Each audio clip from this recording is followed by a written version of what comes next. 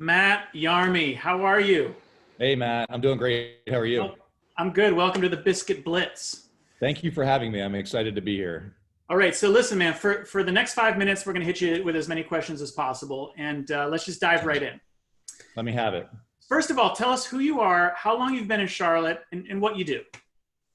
So my name is Matt Yarmey. I'm the director of coffee and founder at Pure Intentions Coffee. We're a local wholesale coffee roaster and education provider in Charlotte, North Carolina. We started in 2011. I actually started the business out of my apartment, and we now occupy a 10,000 square foot warehouse that includes a 3,000 square foot training lab that you can see behind me right outside of downtown Charlotte on the up and coming north end. And it's covered with beautiful murals inside and out, I might add. Yeah, thanks to Southern Tiger Collective, Alex DeLarge, Arco, Owl, folks that you would well recognize with other art all around town. They, as part of the Talking Walls project, and also just because they're awesome people, we wanted to bring them back. They've done the entire front section of our building that you can see driving down Tryon, as well as done some fun stuff around the training lab, because who doesn't want to come to an office every day that looks funky and cool?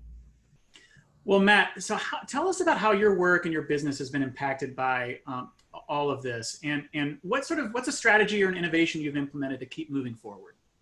Yeah, so if you had asked me what the hardest thing that I'd had to deal with in my life up until February of this year, it would have been moving into this facility, and the growth trajectory that we've been experiencing was just very challenging. But that's all happening in a positive light. So I would obviously have to say at this point that this is now the hardest thing that we've had to deal with, both personally and as a business. Probably 80% of our revenues prior to this circumstance came from bars and restaurants and cafes. So literally within the span of a week and a half, we had to completely change our business model. People just are not going out to get brewed coffee anymore. They're making coffee at home or finding other ways to get their energy in the morning. And we really didn't have that large of a grocery presence. So, pretty much overnight, our business model had to change. We started doing things like home delivery. So you can buy cases of cold brew directly from our website. You can buy 5 pounds of coffee at a time instead of just the individual little 12-ounce bags. So we've shifted around some of our online products to try and facilitate a little bit more of that direct-to-consumer business. But it's been a challenge. I'm not going to lie. Luckily, we've had a really good partnership with our landlord and other businesses that we, pretty much owed money to, just to be transparent. And we're kind of working through it together. So, it's a combination of both adjusting our business model and just trying to be as forthright as we can to extend the runway, just like everybody is doing right now. No, that makes a ton of sense. Well, let's talk about you personally. Since the onset of stay at home and those restrictions, what's one thing about the outside world that you're surprised to be missing as much as you are? Maybe it's a food or an activity or an event or a person. I mean, what are you missing? I miss date night with my wife. Yeah. Obviously I've been getting a lot of quality time with her at home, and we've been making a lot of meals, but we would always pick one night a week and go out and have like a nice sit down dinner and just catch up on the activities of the week. And when we obviously had our favorite restaurants where we knew the waiters, and that has really been one of the things that we've missed a lot.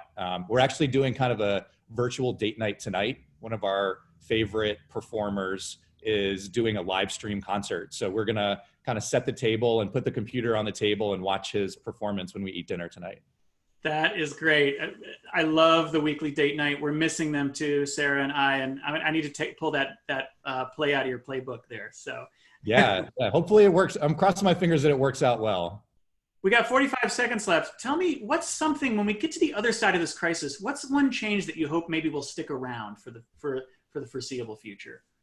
I think it's an appreciation for your community. So everyone had been operating just in this sort of tunnel vision because our community was growing so fast that everyone was just running as quickly as they could and focusing ahead instead of looking around them and appreciating what was around them in that moment. And that's all that we're able to do right now. So I really hope that we slow down and we appreciate what's around us, and we can turn to one another and say, hey, what we have right now is okay. And yeah, we want to move forward as a city, but let's appreciate what we have around us.